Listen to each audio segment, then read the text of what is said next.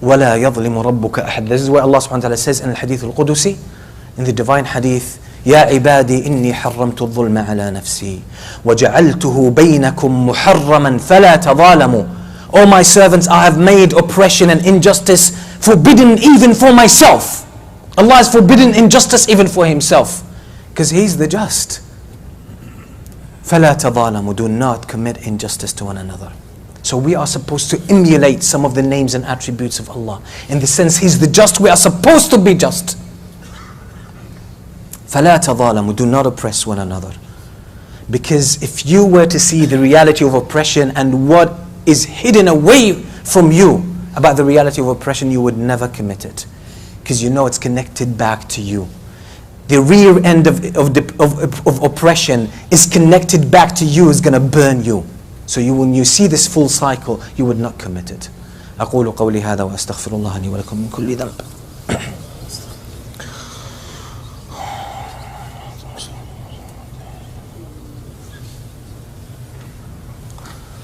الحمد لله رب العالمين والصلاة والسلام على سيدنا محمد وعلى آله وصحبه أجمعين.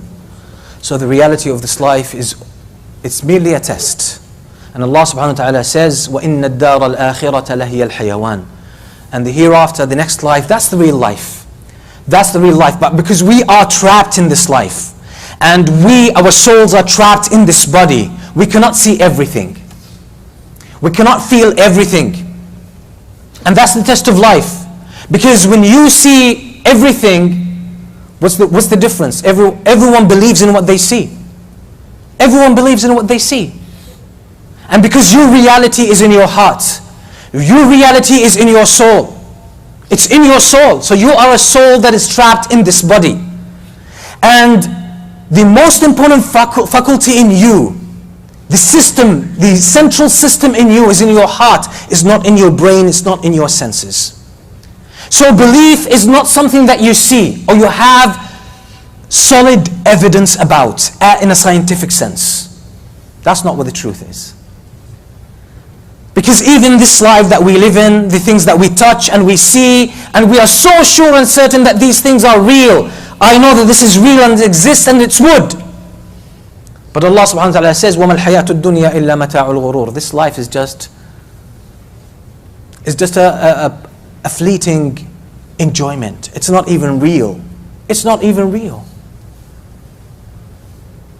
This life is a mirage, but we're trapped in this kind of perception. So we think, because we depend on our perception, that this is real because I feel it's real. My five senses are real. You have no guarantee. That's just your feeling. That's just your experience. But the main system in you is spiritual. It's in your heart. And that main system knows that Allah is there. And it's more certain than anything else. You have more certainty in your heart about Allah and about the hereafter than you have certainty about the things that you see and feel and touch.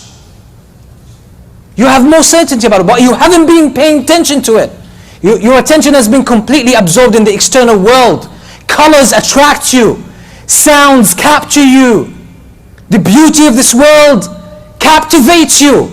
So you don't pay attention to the central system inside you, where you know, and this is where basira comes from.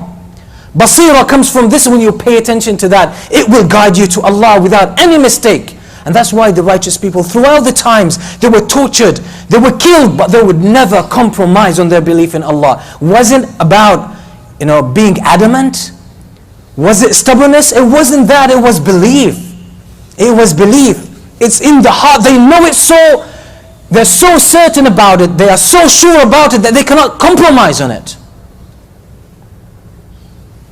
And that's what we are supposed to do. So in this life, what you need to do, and that's the kind of belief that we should develop within ourselves, and let's grow, because it's inside, but we need to let it grow. The reason a lot of us are not experiencing higher levels of iman is not that we're not doing enough work, by the way. It's just we are standing on our own faith's way. We are blocking the way because we're trying to do the wrong things. But if you let that faith grow by allowing it access to the words of Allah, access to the Quran, if you allow it to reflect on the Quran, if you allow it to reflect on life without pushing, without being pushy, allow it. And look at this life as a sign. Look at the signs that Allah has put in everything for you, in the Quran, in the instructions of the Prophet ﷺ, in the creation, in every interaction you have, every situation you go through, there are signs from Allah subhanahu wa ta'ala. So if you approach this life with this observant, open attitude, that you want to see what the signs, what Allah subhanahu wa ta'ala is telling you through all His creation, this iman is just going to grow. It will grow. You need to pay more attention to your heart. That's all we need to do. But when we turn it into a technical thing, it makes it hard. We take the Quran, we take Islam to satisfy our ego. I want to compete with you because I want to prove I'm better than you. So I'm going to do more salah than you because I'm better than you. Salah wasn't designed for this. That's going to take you away from Allah, away from your heart. That's not the right kind of competition. I'm going to memorize more Quran than you. Why? Because I'm better than you. I'm going to prove I'm better than you. I'm going to do it through the Quran.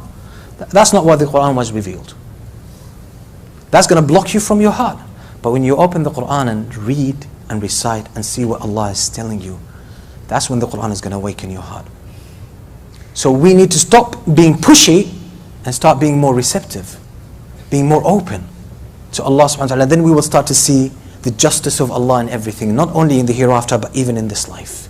You will see that whatever Allah, and that's my last point, whatever Allah brings about in this life, whatever Allah causes to happen in your life is just. Allah doesn't do injustice. وَلَا يَظْلِمُ رَبُّكَ أَحَدًا. Allah does not do injustice at all. Everything that goes through you, yes, some people might commit injustice, and their act is unjust towards you, it's oppression. But Allah allows it to happen. Allah is the creator of everything, and Allah sees that, and Allah is allowing it to happen because Allah has wisdom behind it, and Allah is just in all of this. Allah does not commit injustice. So when you believe in this injustice, you stop trying to interfere in what Allah subhanahu wa ta'ala designs.